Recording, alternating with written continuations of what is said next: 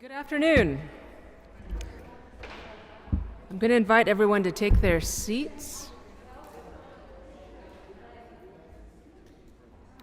Yeah, come on in.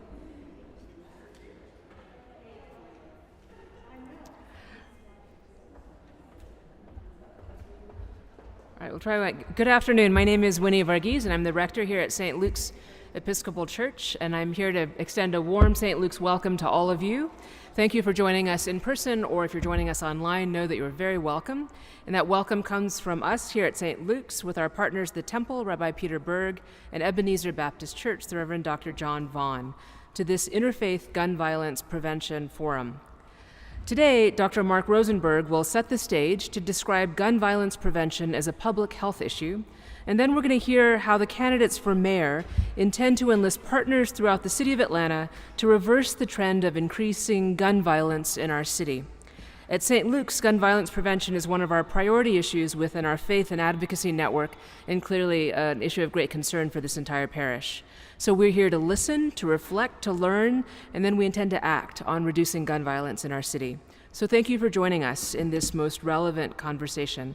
And it is my pleasure to introduce Tiffany Roberts, who chairs Ebenezer's Social Justice Ministry at Ebenezer Baptist Church. Tiffany.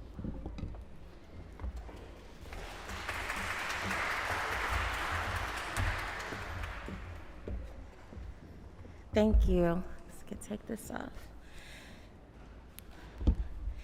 Again, my name is Tiffany Roberts, and I bring you greetings on behalf of Pastors John Vaughn and Raphael Warnock and the entire congregation at Ebenezer Baptist Church.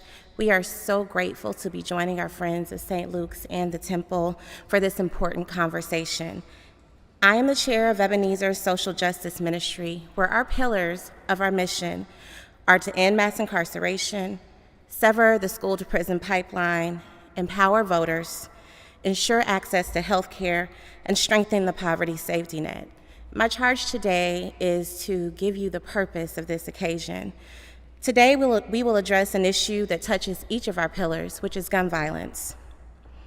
We know that gun violence pierces those whom bullets never touch.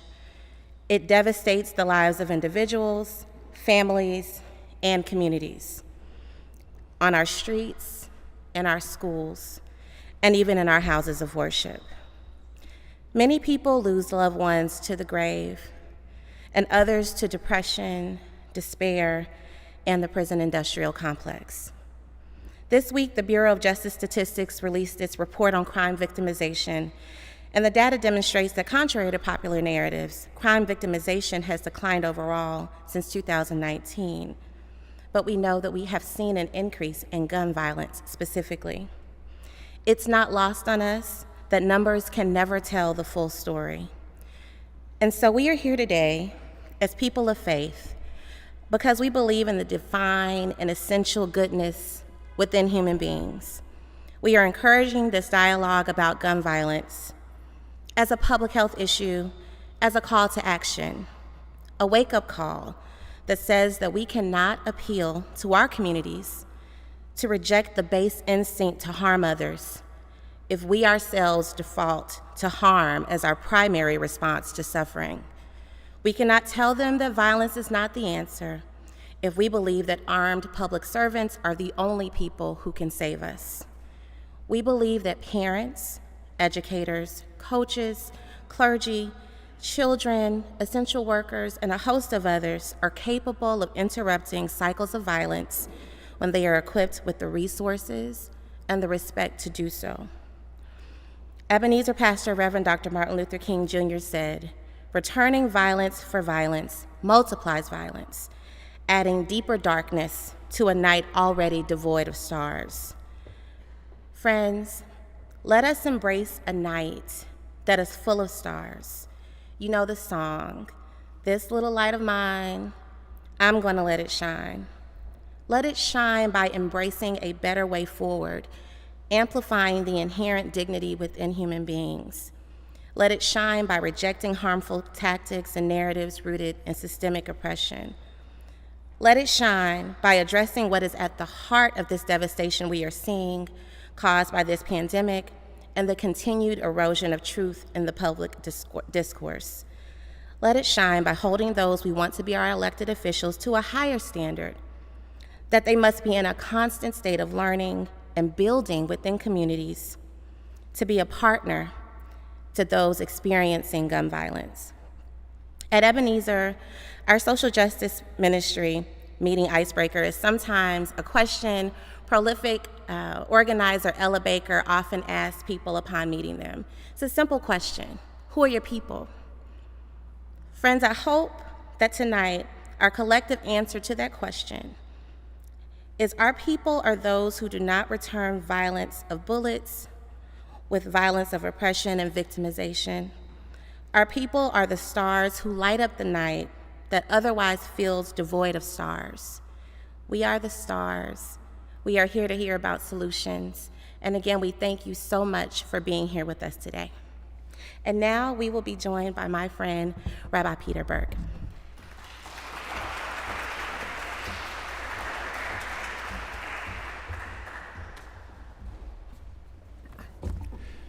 Friends, good evening to those who are here in this historic sanctuary, to those who are joining us online. On behalf of the Temple and St. Luke's, and on behalf of Ebenezer Baptist Church, welcome to this program on gun violence prevention, featuring a keynote by Dr. Mark Rosenberg and then our Mayoral Forum. I'm Rabbi Peter Berg, Senior Rabbi of the Temple, Atlanta's oldest and largest Jewish synagogue. We are gathered tonight to lament the absolutely horrific injury that gun violence has visited upon our city and upon our state. Our focus in a few moments will be the scientific solutions available to us, but I would be derelict of duty as a member of the clergy if I did not say a word about gun violence as a moral issue. I am part of Outcry, a group of concerned clergy who have come together to work on the moral crisis of gun violence. I have given sermon after sermon, spoken with elected official after elected official, testified day after day. How many millions of people will have to die by deranged individuals with guns before we are courageous enough to make a change? Our moral compass is so broken that it is absolutely unrecognizable. To the mayoral candidates who are here tonight, I am saying as clearly as I possibly can, now is the time to fix an absolutely inexcusable failure in our political system. Anyone can get a gun. Anyone can get a gun anywhere, and our brothers and sisters are dying. But this is not just a political issue, it is a religious issue. And when it comes to issues of life and death, it becomes a moral issue. And here we are in this beautiful church, and we must change the culture of death. We cannot and we will not stand idly by. Our gun-flooded society has turned weapons into idols, and the only appropriate religious response to idolatry is sustained moral outrage. If our torn society is to be repaired, it will be our hands, along with God's, that must do the mending. The bloods of our brothers and our sisters cries out to us from the ground. Tonight, God, we call out to you. We are not okay. Our world is not okay. Our city is not okay. Like Job, we are weary from crying for our children who will never come home. Though our hope and our faith are weary, we trust that love will be the greatest, that your love will sustain us and carry us even when we're not okay. Eternal God of the universe, we need you. We are tired of not being okay. And to our next mayor, we are tired of not being okay. Tonight, we are pleased to begin our program with the extraordinary Dr. Mark Rosenberg.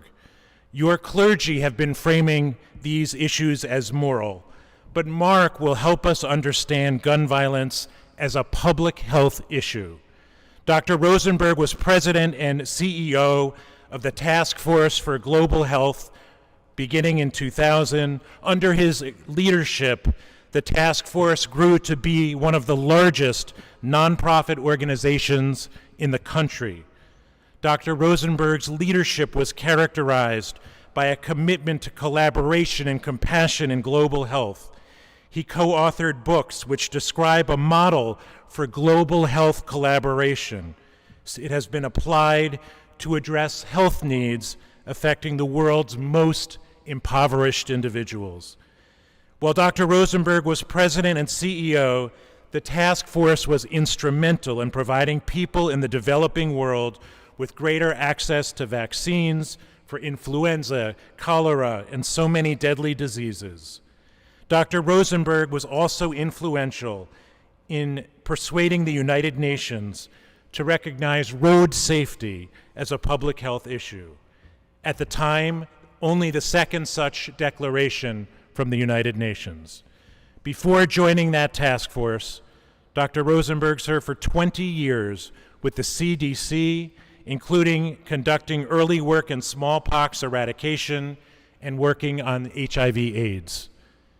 He was central in establishing the CDC's National Center for Injury Prevention and Control and became the first permanent director in 1994, serving also as Assistant Surgeon General. Our speaker is a member of the National Academy of Medicine. He serves on the boards of many nonprofits, including the Georgia Health Alliance, which he helped to start. He is board certified in psychiatry, neurology, and internal medicine. He served on the faculty of Harvard School of Public Health, Emory University School of Medicine, the Rollins School of Public Health, and the Morehouse School of Medicine. If we have learned anything during these past 18 months, we have learned that following science is more important than ever before. Taking a scientific approach will help us reduce shootings and create safer communities. Tonight, we will see that science is a very big part of the solution. To help us understand gun violence as a public health issue, please welcome the most distinguished Dr. Mark Rosenberg.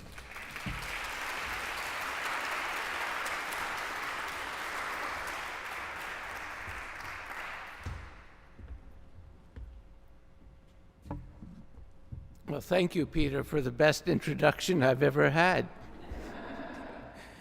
And I hope you'll let people know I didn't ask you to tell all of that, because I really appreciate the invitation to come here and speak to you about the problem of gun violence, because it's a problem that has us as a country stuck. And I want to share an approach that I think can get us unstuck, that can get us out of this morass, an approach that I hope you may find useful. It's an approach I hope may keep you from giving up hope.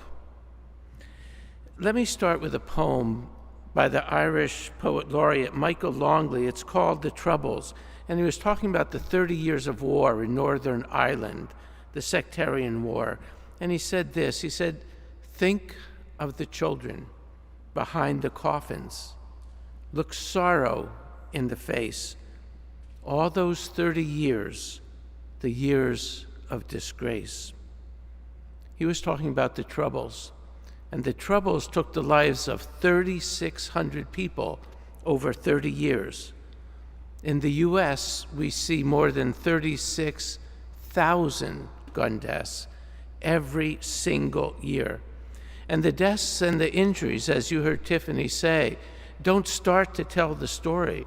For everyone who's killed, a family is destroyed, a community is shattered, and a community lives in fear. We can't measure the damage just by the lives lost. It's convenient, it's easy, it's objective, but the damage goes far beyond that. And this is a problem that affects all of us. It's not just Catholic or Protestant, black or white, rich or poor, advocates, or more to the point, the voiceless. There are no red or blue children who are killed. They are our children. Our children, our brothers, our parents, our sisters, and our neighbors. Let me give you a little bit of background here. Our purpose here is to focus on the problem of gun violence specifically, not crime in general. The two don't always go hand in hand. We're talking about guns and gun violence. In this country, suicides are about 2/3 of the gun deaths, and homicides are about 1/3. And CDC estimates that about 75% of all homicides are from guns. There's been a marked increase in deaths from gun violence and interpersonal gun violence in Atlanta over the past 2 years. You've read about this in the AJC. They've done a tremendous job of putting this out there in front of us.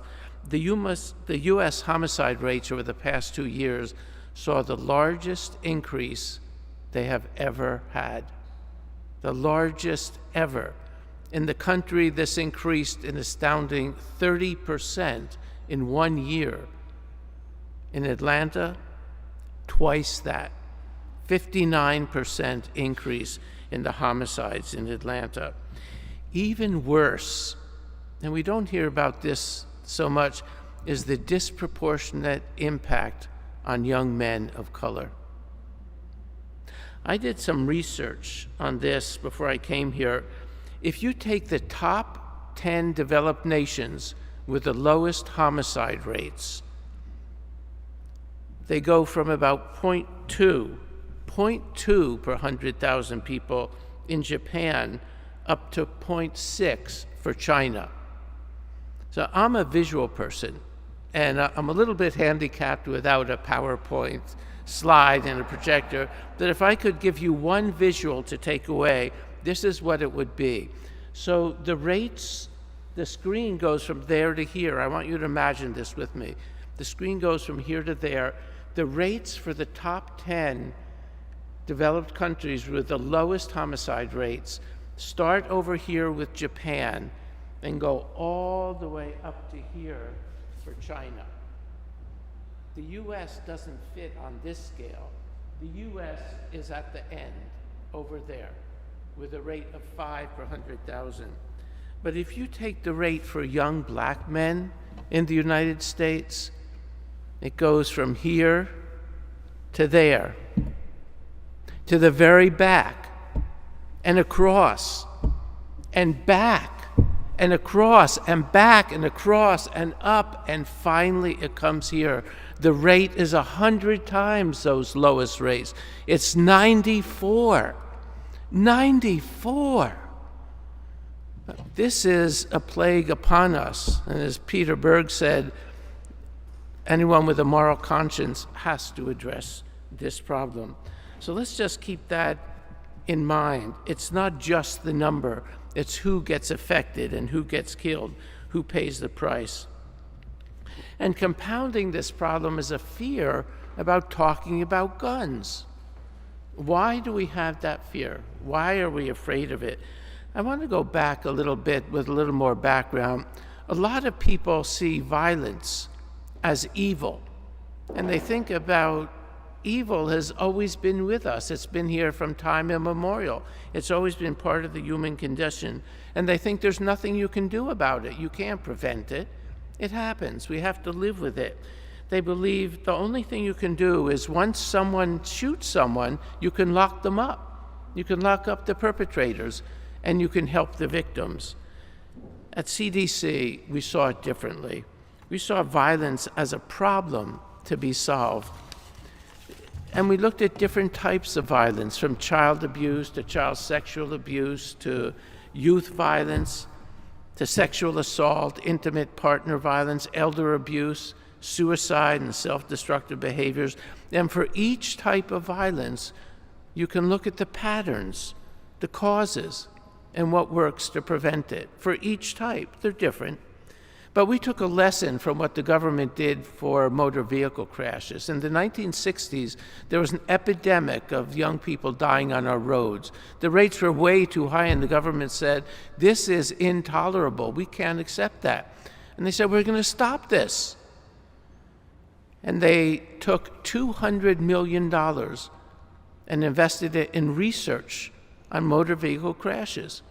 And they created the National Highway Traffic Safety Administration to oversee it. And with that $200 million, starting in 1970, every year for 50 years, that's $10 billion we spent.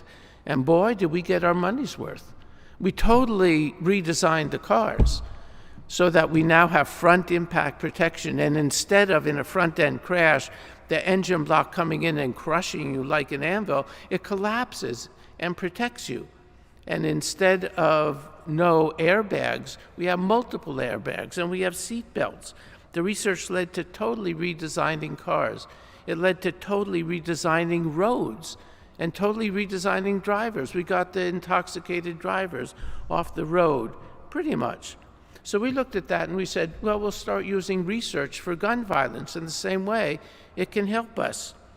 But the NRA didn't like what we were doing. The leadership told their people that if you allow this research to go on, it's going to end in all of you losing all of your guns. They're going to take them all away. There won't be any guns in civilian hands. It was very smart for them. It was disastrous for the country. They proposed to their members and to legislators, they said, it's either the guns or the research. You've got to stop the research. And they began a slow and steady campaign to stop what we were trying to do at CDC. And things came to a head in a congressional appropriations hearing in 1996. The NRA picked a lifetime NRA member from rural Arkansas, a congressman named Jay Dickey, to pull our funding and to stop the research. And then Congress passed what was called the Dickey Amendment. It said none of the money that goes to CDC can be used to promote or advocate gun control. We were not in the business of advocating. We were forbidden from lobbying for legislation. We couldn't do that. So it didn't prohibit research, but it was a scare tactic. It was to get us intimidated and back off. And it worked. It worked really well. And in 1999, CDC essentially stopped funding gun violence prevention research. The research stopped. They were intimidated. The NRA became an even more powerful lobby, and they intimidated legislators from the national level to the state level to the county level and the city level. They have such power because they can threaten to get you defeated by writing to their membership. So they became very powerful. But now we can see that there are policies that will both reduce gun violence and protect the rights of law-abiding gun owners. We don't have to be cowed by that threat that it's either or. It's not either or, not at all. And let me say that again. We can keep guns out of the hands of people who shouldn't have them without interfering with the rights of law-abiding gun owners. This is a really big realization. And there are examples of things that do that. Effective background checks keeps them away from people who shouldn't have them. Red flag laws or people under extreme risk. You can go to a judge and the judge can say, let the police take that person's gun away who's threatening to kill himself or his family or to kill someone else. We also have people who are convicted of domestic violence, misdemeanors or felonies. They're not allowed to have guns, but you know what? They do. And you know what they do with the guns? They kill their partners, they kill their kids, they kill other people. But we have laws that will take them away from people who shouldn't have them without interfering with the rights of law-abiding gun owners. We also have storage, safe storage and waiting periods. There are lots of things that will work to do both. So let me tell you what an approach for gun violence prevention in Atlanta might include. I want to speak to all of you now because this is not just the message for the next mayor. I'm optimistic because gun violence is a problem that we can prevent. And this approach is derived from common sense and experience. It's based on 3 pillars. The first is science. Science has helped us solve many public health problems, including smallpox. In the last century, smallpox killed 300 million people, and now it's gone. Science helped us eradicate it, and the strategy of the eradication was a man from Atlanta named Bill Foege, who designed how we could get rid of it. It's from science. And most of the gun deaths could be eradicated, eliminated by the same scientific approach to identify evidence-based interventions, things that really work. This also helps save the lives from motor vehicle crashes, from strokes, from heart disease. It was so effective it put cardiologists out of business. It's really a good thing. It works. Cancer, strokes. We start by asking 4 simple questions about gun violence. The first is, what's the problem? Who are the people who are getting shot? Where did it happen? What was the relationship between the shooter and the victim? What kind of weapon was used? How was it obtained? Are these shootings increasing or decreasing? That's the first question. What's the problem? Second, what are the causes? For each shooting, ask, was alcohol or drugs involved? Was it robbery related? Was it gang related or retaliatory? Was it domestic violence? Was it mental illness that was involved? And what's the role of poverty and unemployment? What has been the long-term impact of racism operating through disinvestment, discrimination, and disinformation? Was it because we're not using our police as effectively as we can? Or is it just that we don't have enough police and they don't have enough resources? Or is it because police tactics and actions may have been biased, or they used inappropriate levels of force? And were guns used by people who legally were not allowed to own them? What works to prevent gun violence is the third question we want to ask. What do we know about the effectiveness of those measures that are currently being used? Some work and some don't, but we can find out what works. The only way to do it is to do the research, to test it out. It's like for mass shootings or school shootings. Some people argue we should arm all the teachers, but we don't know if that would save lives or kill more people. If kids grab a teacher's gun, that's bad news. We don't know if it would work, but we can test it out. Finally, how do we scale up those interventions that work? How do we translate programs that work into policy and legislation that we can sustain? The challenge for us in Atlanta is to find the answers to these 4 big questions. What's the problem? And we can get a better handle on the problem. Someone once asked Albert Einstein, what would you do if you had 1 hour to save the world from a horrendous problem? And he said, I think I'd spend 55 minutes analyzing the problem and 5 minutes to come up with a solution. Without understanding the problem, we can't make the progress. But this is a problem that we can solve. The second approach is to focus on prevention before it happens, and the third is to collaborate and work together. Collaboration is hard. Building a coalition that works is hard. I always say a coalition is like a marriage. It's very easy to get into. It's very hard to make it work. 3 things that we need to do and 3 things we can do in closing. The first is, don't be afraid to tackle the problems of guns directly. We have things that work to protect gun rights and reduce gun violence. Second, don't give up hope. Together we can get out of this. The real beauty of research is that we'll find technologies and interventions that we haven't even dreamed of yet. And this should give us hope. We're going to solve this. And finally, let's approach this as a problem that we can solve. Let's answer the 4 questions that science asks. What's the problem? What are the causes? What works? And how do you do it? We have extraordinary resources in this city, in every sector, in our leaders, in our candidates, in our citizens. And it's not their job alone, but it's the job of all of us to give them the support and the resources they'll need to do the job. I'd love to see us make this the Atlanta approach to violence prevention, and again put us on the map as solving a really tough problem. Thank you for the chance to talk.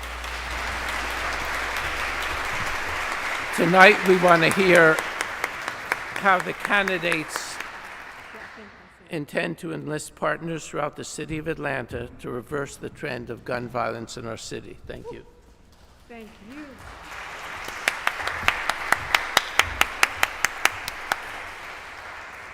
You've heard the challenge, and now we're thrilled to introduce our two moderators. I just want to thank everybody. Thank Dr. Mark. He is so amazing. Dr. Mark Rosenberg, one more time.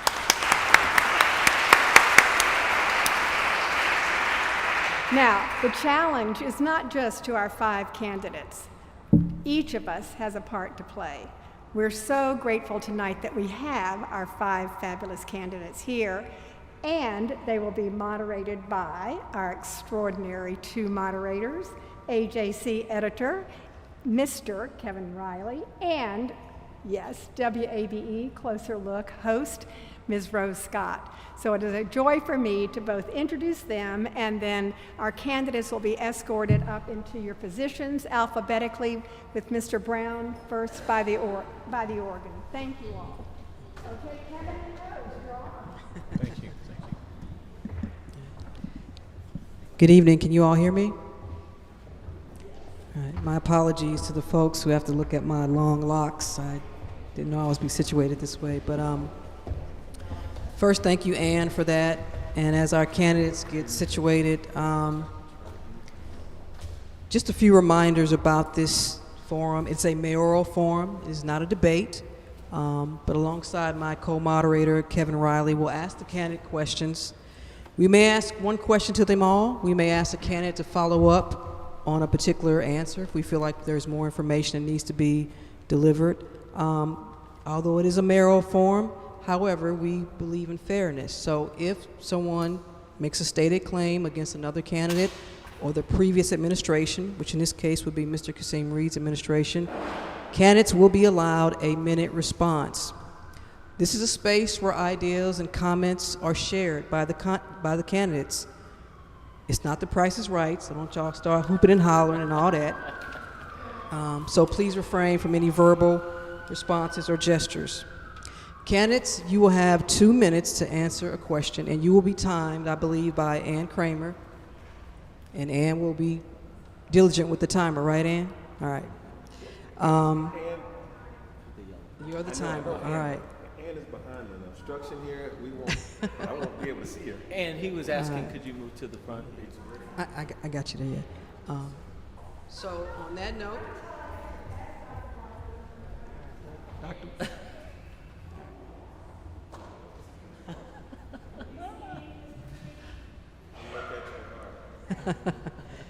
So, Kevin, you feel free to add anything. The only thing I would add is, as a courtesy, the seal on your bottles of water have been broken. I know this because it was broken on mine and I spilled it on myself. So I don't want to put anyone at a disadvantage if you happen to spill water on yourself up there. So be a little careful with those bottles.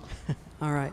So on that note, we'll go ahead and begin. We'll start with Councilmember Antonio Brown. This is the first question for you all as it relates to what you heard Dr. Rosenberg talk about. What is the takeaway from what he had to say that you think is key? It's a key aspect when we begin to even talk about dealing with gun violence here in Atlanta. And Councilmember Brown, you will go first. First of all, thank you so much for having me here today. Thank you to you both for moderating this conversation.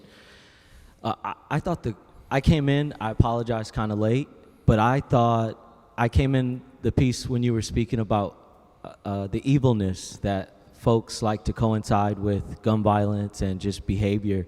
And, you know, just as an individual that grew up in poverty with both of my parents incarcerated, you know, living in conditions that were not conducive of success, understanding the impact that that had to my psyche. And as an adult now, going through life and going through counseling, you know, I was diagnosed bipolar 2 from PTSD from when I was molested as a child from 7 to 12 years old. So going through those experiences, listening to you speak, you can understand how sometimes an individual's conditions can shape their mindsets and how they see the world.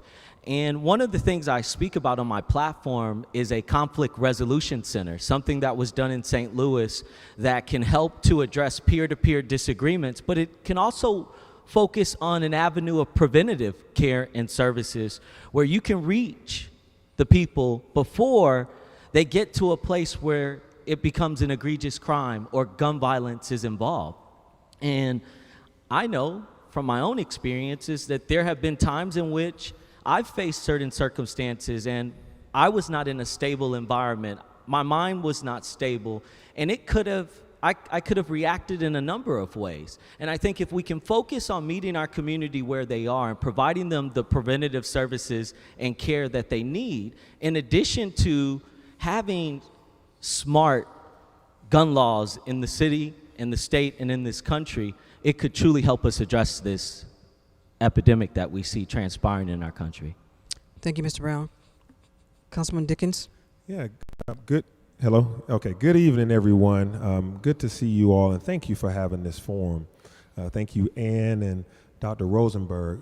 Awesome remarks. I plan to read more and learn more about what all you have stated here, as well as more about what the CDC says on this subject. And thank you to the two moderators here for hosting us, and all of you for being here. And Tiffany, I didn't get to see you as you spoke earlier, and Rabbi Bird. I wish we would have had this conversation at the very beginning of the election cycle. Just hearing this actually makes me want to learn more, and I wish this was a part of our dialogue early on. This pandemic has changed a lot about our country and our nation, our world. And this is a public, this crime wave that we're experiencing as we talk about it, it's a public health pandemic. And hearing from specialists and very knowledgeable people about it, and reading about it in preparation for this, I so wish we would have been talking about all of this earlier. And I'm admitting that personally and probably collectively for some of us. Science, I'm an engineer. I used to walk around here when I went to school at Georgia Tech. When he said science, and then he said prevention before things happen, and then collaboration. We have a lot of talented people in the city from all of these different organizations, from hospitals to churches to nonprofits to government. This is how we solve these issues, and I wish we would be having this conversation, because we've been talking quantitatively about crime, but not qualitatively, and I think that's where we're going to head to today. Thank you, Mr. Dickens. Ms. Gay, Sharon Gay. Good evening, everyone. And I'm going to have to take a moment of personal privilege and welcome the four of you and all of you who are not from St. Luke's to my church. This has been my spiritual home for 40 years. And if you want to know my values, start here. And we appreciate our partnership with the Temple and Ebenezer on so many things that affect our city. This is a public church, and we like to be engaged in the important issues of the day. And so all of my fellow Faith in Action Network parishioners, thank you for organizing this evening. I think my takeaway is related to the point about collaboration. And this is something that I have been talking about since I decided to run for mayor. You know, notwithstanding our current situation and how we feel about our current situation, violent crime in Atlanta has actually decreased about 80% since 1989. And we know it's not really attributable to how many police we have. That's gone up and down. It's not, we know it's not attributable for a reduction in the number of guns, because as we've discussed, guns are everywhere in Atlanta. What it's the most attributable to is a change in the health of our most distressed neighborhoods. We have examples where we made enormous progress. When we redeveloped Perry Homes into West Highlands, when we redeveloped Centennial Place, when we redeveloped East Lake, there's been an estimate that 60% of the crime reduction in Atlanta was just to changing those neighborhoods. And another person I read a lot about these issues is Patrick Sharkey. He's a sociologist at Princeton. He's written a lot on violence and health in societies. And so to avoid getting this wrong, I'm going to read you a couple of sentences. What he talks about is how ultimately making change in terms of violence and the health of a community, though it's a societal ill and it has to be local. He says social cohesion, trust, and shared commitment to the community varies from neighborhood to neighborhood, and ones where they are strong, violence almost vanishes. It isn't that poor neighborhoods produce violent crime, The problem is, rather, that concentrated poverty tends to slowly tear apart the social fabric of neighborhoods. Restore the social fabric first, and the crime ends not long after. The city can be won back block by block. We do have examples where that's happened in Atlanta, and the collaboration is what we need to make it, to advance it. Thank you. Felicia Moore? So my takeaway was that one instance of gun violence, I've seen it be magnified 100-fold. Talking to people who've actually been victims of it, the hospital visits that family have to make, the loss of income, family and friends having to step in. I mean, it impacts a lot of people, and I think we don't talk about the victims enough, and we also don't know the stories of the impact that it has, and those stories need to be told. The other takeaway for me is a question I've asked myself. Who did it?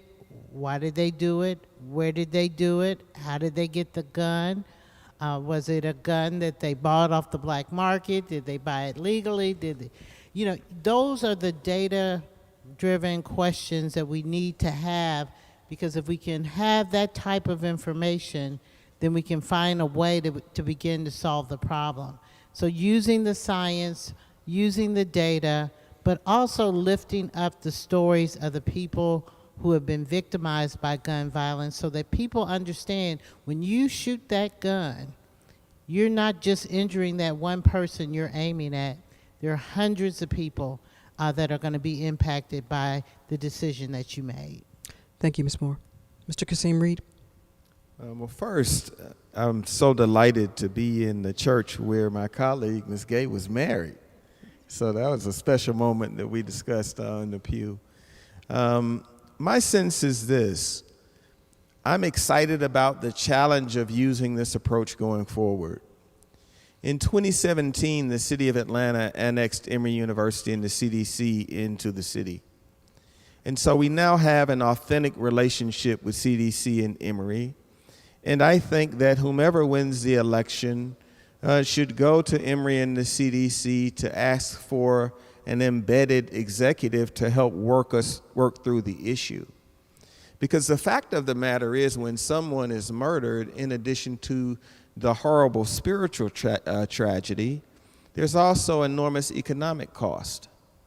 I mean, it literally runs into the hundreds of thousands of dollars. The crime scene, the analysis, the hours that are putting in to solve it. And so I think that we can certainly make the argument to the people of Atlanta that we should be forward-leaning about taking a new approach. But I also want to be honest, I don't think that we can get to that conversation until we reduce violent crime. So the increase in crime in Atlanta, it's not average. It's the biggest increase in violent crime by percentage of any major city in America. And so in order to make the mood, which I think is very important when you launch new initiatives, you're going to have to build the police department back up to a level where it can adequately reduce crime and protect the city. And then the number of arrests are going to have to start mirroring the amount of crime we're facing. And that will create the environment for forward motion on thoughtful approaches like this. Thank you all.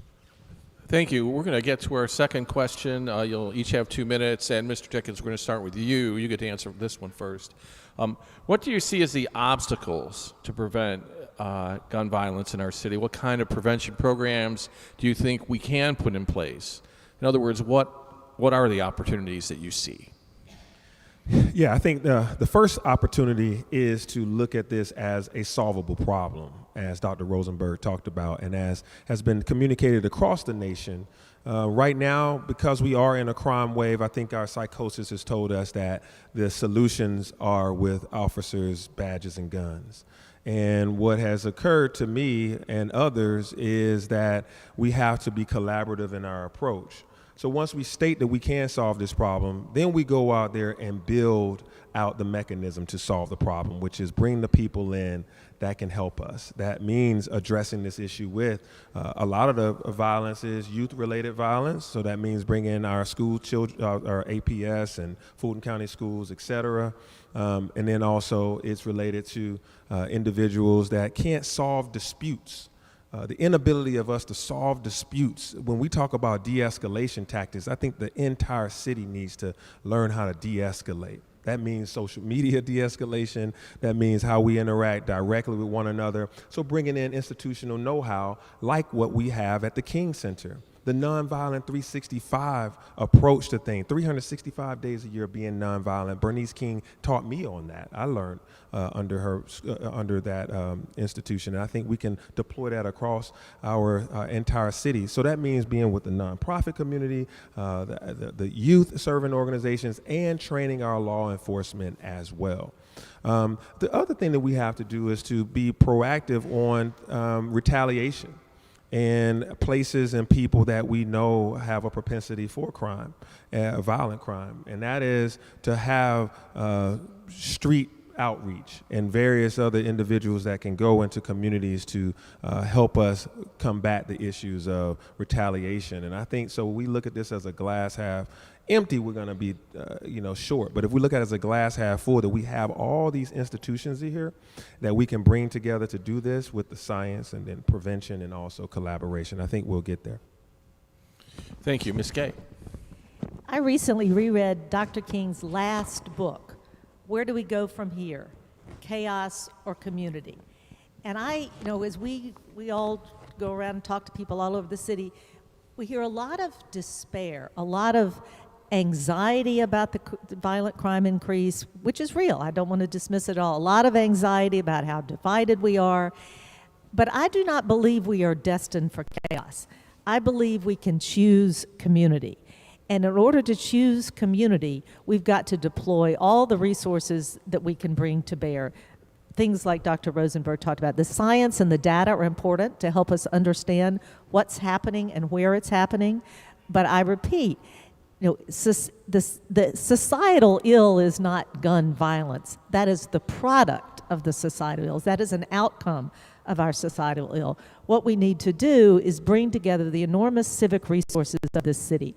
Our business and civic leaders, certainly our faith leaders, our colleges and universities, our philanthropic institutions, and really focus, as Dr. Sharkey says, block by block, focus on our neighborhoods, particularly the ones that are in a lot of distress, and bring in the collaboration of the combination of the data and the collaboration of resources that each of those neighborhoods needs in order to build a healthy community. And they won't necessarily all be the same. The richness of what our nonprofits can do is enormously important, but it's not going to be top down. I submit to you that the way we get there, the way we make real progress, is to bring in that community quarterback structure and focus on neighborhood by neighborhood until we build a healthier community. Thank you. Ms. Moore. So our greatest obstacle is ourselves and our limited thinking that we're somehow powerless in all of this and that we don't all have a role to play, that it's not a culture that is created in this country, particularly with guns. We do have a love affair in this country with guns, and we have to also understand that that's undergirded many times in the community in what people view in music, view in movies. We have an appetite of viewing these things. And so that also creates a part of it. So one, understanding that we're our own obstacle and have to be a part of the solution. But there are people who are out there in the community. I know there are people who are those that will go out in the community in Chicago that go and they talk to people who may be almost going to commit a retaliatory act with a gun and try to mediate and try to get a handle on it. We need to make sure that we have people in our community that can speak the language of our communities and get out there and really be on the front lines of trying to heal this. And then we also need to look at our laws and be willing to fight for just common sense gun control, making sure that we get guns out of the hands of people who shouldn't have them, but also making sure that people can legally get a gun, but also make sure they know how to use the gun. You know, I would love to see where, when we have this new police training facility, that we open it up to our citizens who want to be responsible gun owners and teach them how to be responsible and how to secure their weapons so they don't end up in another gun violence incident. Thank you. Thank you. Mr. Reed. I believe that the biggest impediment is the state of Georgia and our relationship with the state. So, for example, as mayor, we reduced crime to the lowest level that it had been in 40 years. And we had a terrific chief in the form of George Turner and later Erica Shields. But we had a heavy concentration on removing guns off of the street, certainly when we found them during arrests, during traffic stops. We also had very aggressive gun buyback initiatives throughout Atlanta. And what we found was, even after we did all of these things, that you can't destroy the weapons under Georgia state law. In fact, I was threatened by the state because of the guns that we had. And what the state wanted us to do was to turn over hundreds of guns and allow them to be recirculated. And so I would use my relationship to try to change that. We never did turn over the guns when I was mayor. I think that that's one area. I also think that we're not actively using the 33 recreation centers that run through Atlanta like veins through a body. I think that that should be the touchstone and the point where people have genuine connectivity because they're in all neighborhoods throughout our city.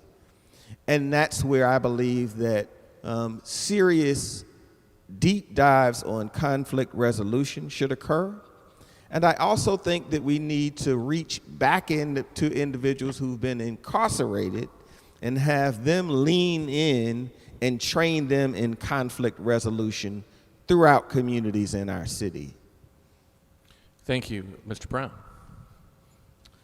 So my perspective with regards to what I believe is a more a proactive approach for how we address this in our communities is we can't continue to be reactive and only look at the surface level solutions of how do we improve the conditions of our communities and how do we really put an end to the gun violence we see happening. You know, I grew up in communities that were underfunded. Our schools were underfunded. We had limited resources and opportunities, and guns and drugs flooded our communities.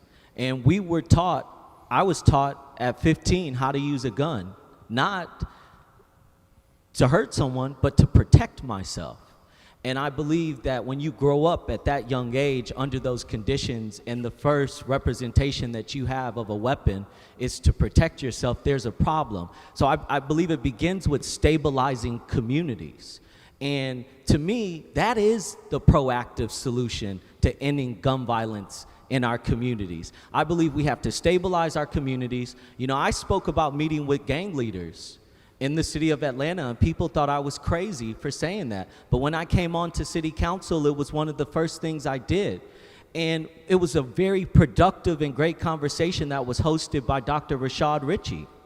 So by stabilizing our communities and creating a socioeconomic shift in the economic class system in Atlanta, where we move residents from poverty into our working middle class by providing them access to wraparound services and support, then we not only stabilize these communities, but we remove the facet of them having to resort to crime to survive in these communities.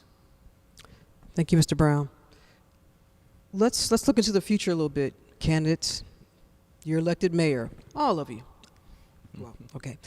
But it's day one of your administration, and I think the audience could benefit from hearing what is a priority, what is a commitment you're willing to tell folks right now about what you want to do, what you want to establish, any initiative, a program you want to implement that is currently not being utilized in the city of Atlanta, that you're willing to go on record and say, this is what we're going to do when I'm elected mayor. This is going to be a priority for me to reduce gun violence in the city. Sharon Gay. Well, I think if any of us said our first priority wasn't to get a handle on violent crime, people would look at us like we hadn't been listening.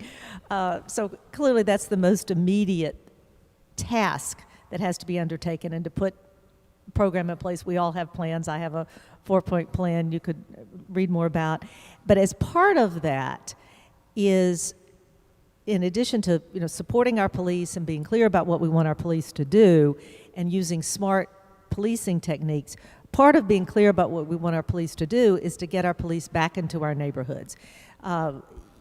Community policing shouldn't be just a little division over here in the corner. It ought to be the essence of the culture of how our police department operates. So I would immediately focus on bringing in new leadership and having the new leadership focus on the training and the policy shifts that the police department needs in order to get back to that more community-oriented policing. Because again, if you want healthy neighborhoods, having an on-the-ground relationship between the police and the communities they serve is essential. I don't find any officers disagree with this, but just policing has changed over the years, and there's a lot of thinking, particularly around the 21st Century Policing Initiative that President Obama promulgated, that we really need to get back to having the police more engaged with the community. They should know the owner of the corner store, the principal of the school down the street, all the pastors, the kids, and then they'll be better able to get a sense of what other services might be needed, what gathering some of this data, what collaborative services might be needed in those communities to bring in partners to help to change the trajectory so you can in fact reduce gun violence. Thank you. Ms. Moore.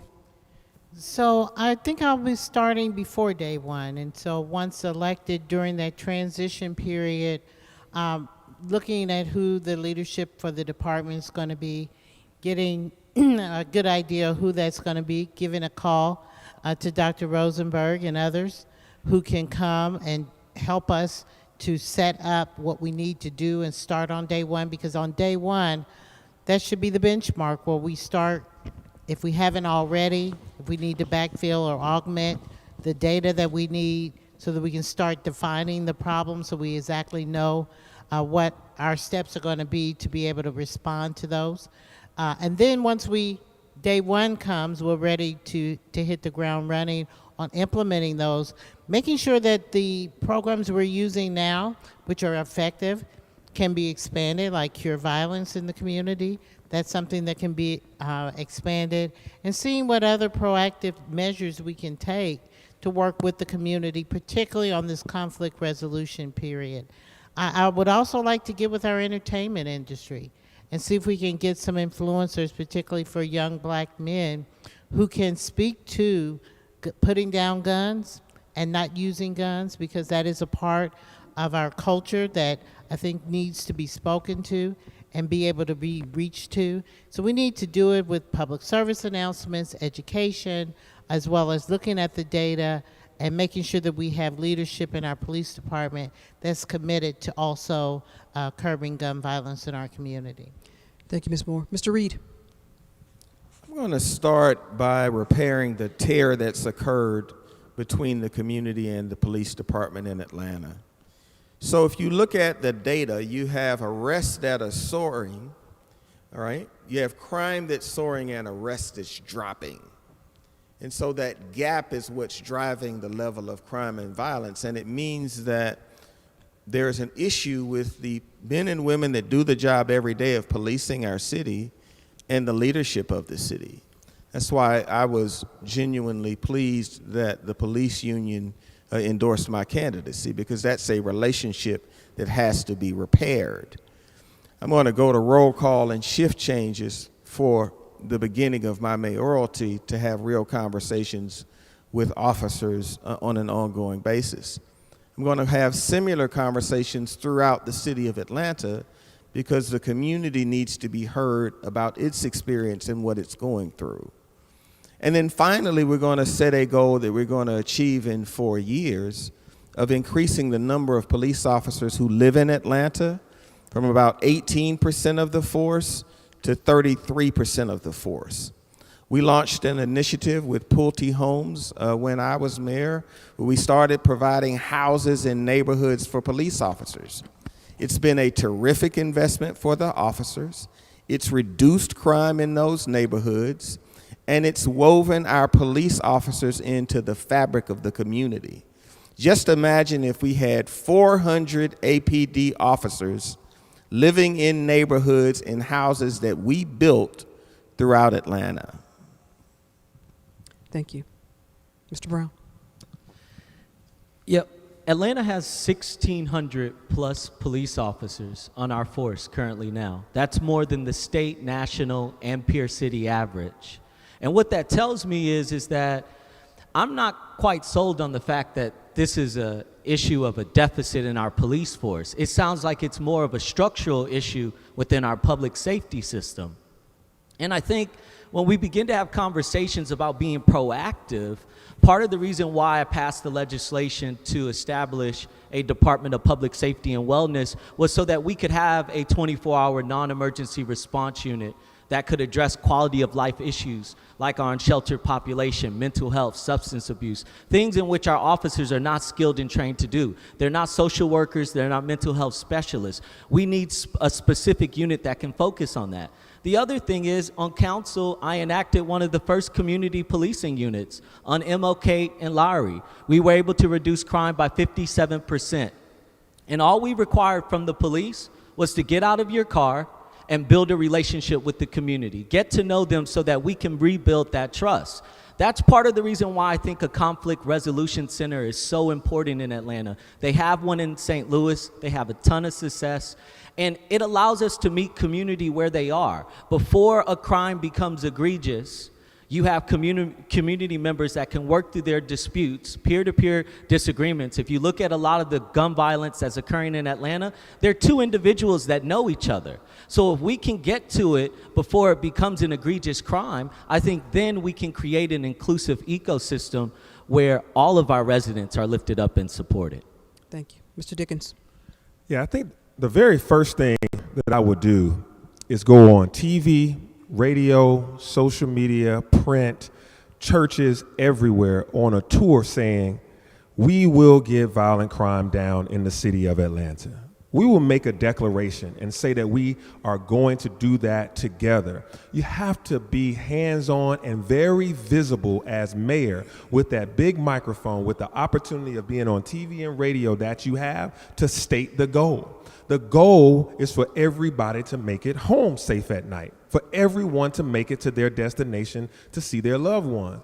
And we also, when we announce that, we also announce that we want to make sure that everybody has a meaningful opportunity to thrive in this city. That means to create the Atlanta Department of Labor. I will be the jobs mayor, one that will make sure that everyone has a great pathway out of poverty and into prosperity, which I do currently by training people in high-tech fields for free. So I was the first candidate to announce my Safe Streets plan, which is my public safety plan. It's a balanced approach to safety and justice. So I announced that, and it includes hiring 250 officers and training them in 21st century policing, because quite frankly, right now we're about 400 to 500 officers short. I did go to roll call last week, and when I got there, out of 14 beats, there was only 11 officers.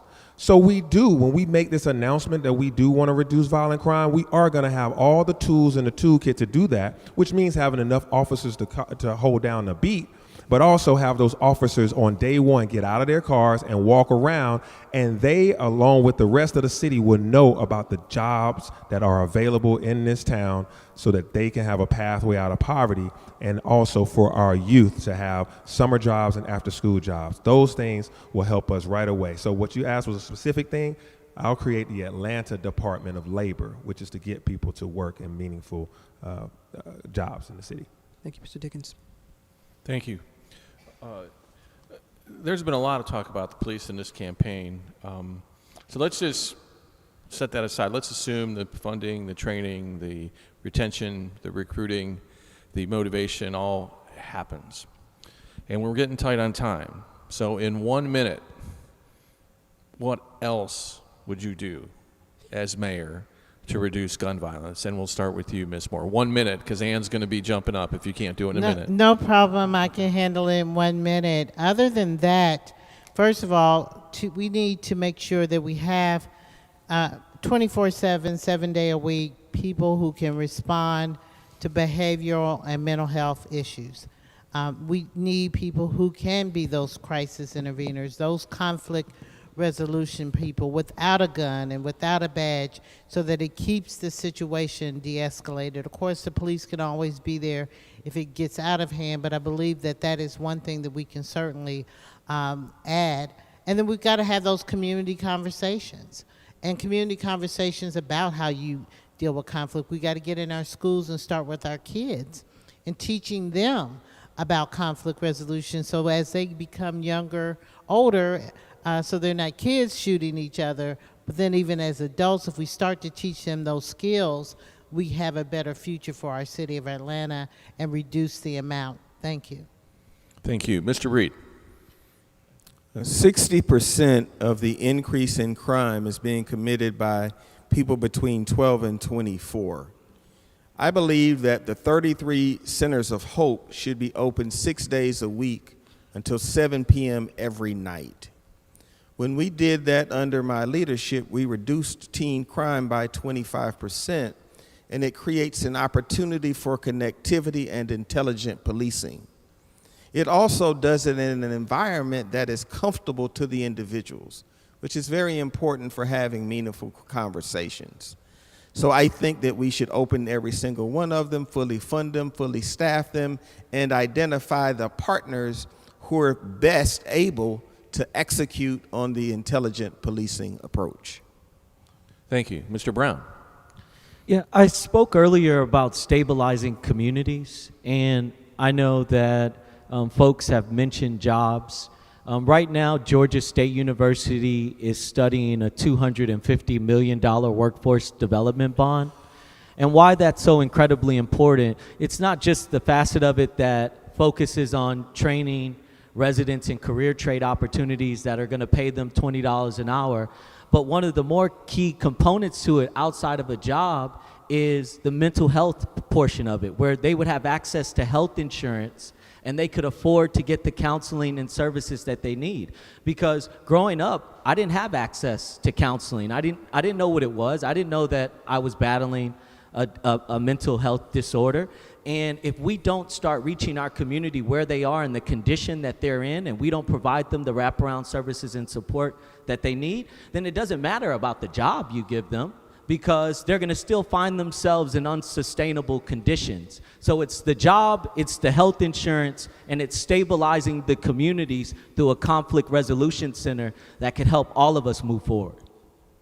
Thank you. Mr. Dickens.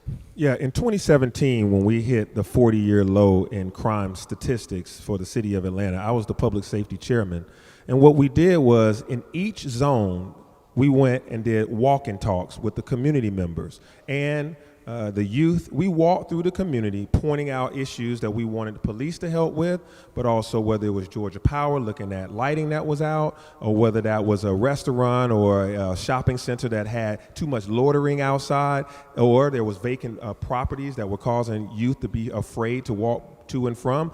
All these things, having police officers, community members, nonprofits, and youth walking the streets together to be able to look at common issues and come up with common solutions. That's something that we have to get back to doing right now. And also, as we mentioned, that 60% of the crime is youth-related crime. So if we reduce youth-related crime, we reduce overall crime. That's why I created midnight basketball, and now we've added boxing. These things keep youth busy, but I've also added iPhone repairs, coding, and various things around entrepreneurship, that water boys don't just have to sell water, they can eventually sell real estate. These are things that I do right now with my nonprofit, and I will expand all those programs as we go. Thank you. Ms. Gay? Yeah, I think a number of us are talking about different components of the same thing, which is using the rich resources of our city to reach back out into communities, to reach back out into neighborhoods, and figure out and identify what's needed in each of those neighborhoods that can make a difference. I've been intrigued by this notion of this being a public health challenge, because what our pandemic has made painfully obvious to us is we really don't have a good enough public health system in our city, our county, our nation, or at all. And we get behind when things like this are presented. So the other thing I would do is convene all the players, the entities that have been talked about tonight, the county health, the state health entities, and the nonprofits that work in this area, and try to figure out how we can deploy more effectively and more collaboratively those resources around building a better public health in our communities, which includes the gun violence, may be broader than that, may include mental health also, but really creating a system of holistic public health in our communities. As journalists, Kevin and I never follow rules, so we believe we have one more question. Is that okay, Ann? Thank you, Ann. Ann's on the board of PBA, by the way, so I hope it's not my last forum. Ann is on all boards in Atlanta. Whether it's Dr. Rosenberg's scientific approach, and he laid out some metrics to use, you all have talked about a different holistic approach, but you got a community up the street, Buckhead, that wants to leave the city of Atlanta. We know that's a valuable tax base. You all have laid out some initiatives. Here's the question. How are you going to pay for all of it? Mr. Reed, we'll start with you. I'm going to pay for all of it because I've paid for all of it before. 8 balanced budgets, $200 million in cash reserves without ever raising property taxes or ever raising water rates. I think that this is a priority, and I think whatever reserves of the $200 million that we left ought to be thoughtfully applied, because if we don't reduce violent crime over the next 10 months, there's going to be a referendum in November 22. And if the election were held today, 73% of those folks would vote to leave. I also don't think that we're looking at the triggering effect of that. I believe if Buckhead were to succeed in that effort, I don't think that Sherwood Forest, Ansley, communities around 17th Street, 20th Street stay. So I think that it would be the unraveling of our city. So I would use the cash reserves that are remaining to really fund the most thoughtful, forward-leaning approach, and we would turn crime around in 180 days. We would build the police department, hire 750 officers in a quick fashion, and I think we would give Buckhead confidence that this was a moment in time and not a permanent change in condition. Councilmember Brown. Yeah, I think this is an important time to have leadership that is innovative in its approach for how it really secures funding for the programs in which we're speaking about. I mentioned earlier about the Georgia State University study on a $250 million workforce development bond. The reason why I'm so excited about this program is because not only does it teach career trade opportunities in information technology, infrastructure, transportation, but it provides residents with access to health insurance. And in addition to that, it creates an ecosystem where the residents entering into this workforce development program would pay into a payroll deduction.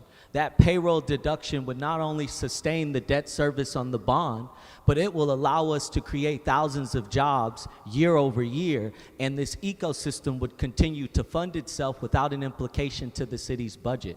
That is innovative funding where we're not putting a detriment on the city's tax base, and we're finding creative ways into supporting the programs that we want to have in Atlanta. The other thing I'm going to say, I hear a lot about what has been done in the past. The reality, though, is that we're still living in a city where we have communities that have been generationally poor for 40 years, living in unsustainable conditions, having to resort to crime and violence to survive in a city. And now it's spilling over into an area like Buckhead, and now we want to be alerted and alarmed about it, and we want to come up with these reactive plans on how we're going to address it. That's not leadership. Mr. Dickens. Part of this is continuing to serve the entire city of Atlanta and remind Buckhead and everybody that we are a part of a whole. We have one city with one future. And so Buckhead, if Buckhead decides to try to leave, we have to help them stay. We have to remind them of what it looks like to be one Atlanta. And if they do leave, the $230 million hole that will be in the APS budget is devastating. And it will cause problems all across the region, by the way, if you have an unstable school system. So what I like to say is Buckhead has the same concerns that everybody across the city has. I've lived in Buckhead, Southwest, Northwest, and Midtown Atlanta. All want to feel safe and all want to be heard. The issue is we have to enact my Safe Streets plan and make sure that the streets of Atlanta, not just Buckhead, are safe. But we also have to make sure that Buckhead and everywhere across Atlanta feels heard. And that means having a hands-on mayor, one that listens, one that shows up, one that's attending to their needs, one that continues to reach out to be able to be of service. I've been to Buckhead Coalition, Livable Buckhead, et cetera, all of the other events all across the city. And what I also would like to say is how we pay for it is I've been on the finance exec committee. We have the resources to do these things that we all have talked about, and we still have $185 million in our reserves, even after a cyber attack and even after a pandemic and a number of other things that we've had to pay for in this time of crisis. Thank you. Ms. Gay? I think there's the Buckhead part and the expense part in your question, and I'll try to address both. The best way to keep the citizens of Buckhead from choosing to form another city and no longer be part of the city of Atlanta is to make progress on the things that they're concerned about, which is the uptick in violent crime, the deterioration in services, the sense that City Hall doesn't work, that it's not transparent, that it's not honest. But those are, as many of us have said, the same things we hear all over the city. So the best thing to do to preserve that part of the budget is to let them know their concerns are serious, acknowledge that they're heard, and work to change them. As far as actually creating resources within the city budget to do the things we're talking about, a couple things. One, I've had enough people who really are knowledgeable about the city budget look at it for me. I'm convinced that there may be 40 or 50 million that probably isn't being effectively or efficiently spent that we could redirect. But I'm also not sure that it needs a whole lot more money. What it needs is leadership. What we need is a mayor who is willing and able to organize all these resources of our city to direct them to our challenges. Thank you. Ms. Moore? Yes, Buckhead is Atlanta, and Atlanta is Buckhead, and so we're all one unified city. The issues they have are valid, and they're same ones I hear north, south, east, and west. Number one, people want to make sure every neighborhood in this city is safer, and we're going to do that on a comprehensive approach. I have a 5 C's plan with our children, cops, the courts, code enforcement, and the community. Please check out the website for that information. So we're going to work on that. Service delivery is also an issue, which is very broken in our city, and so we're going to work on that.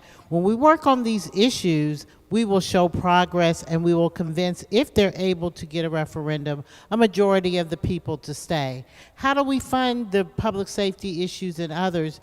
We have a lot of money in the budget. I always say the budget is about priorities, and this is a priority. It's a big threat to our city, and we need to take priority on funding it. It can be funded, of course, with the reserves that I'm so proud that I authored the legislation to do. It can be funded with federal funds and grant funds and even reallocating our budget. Thank you. And thanks to all the candidates. We are not out of questions, but we are out of time. So a few final words.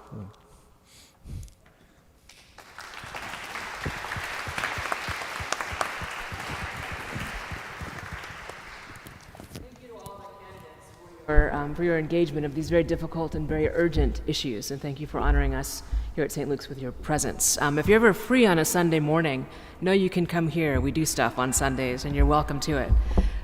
Thank you, Dr. Mark Rosenberg, Rose Scott, Kevin Riley, our partners at the Temple, Ebenezer Baptist Church, Marty Breen, Lizzie Stallman, and Tiffany Roberts, for your hard work to make this happen. Ann Kramer has kept us on time. I'm sure no one is surprised by that. This concludes the program, but also you might have noted that behind you is a project, is an exhibit called the Soul Box Project. They're origami boxes that represent the 1,500 or so people a year that die because of gun violence here in Georgia. So please do have a look at that. And then afterwards, you are also invited to a reception in our cloister, which is outside those doors and to your right. Thank you for being here.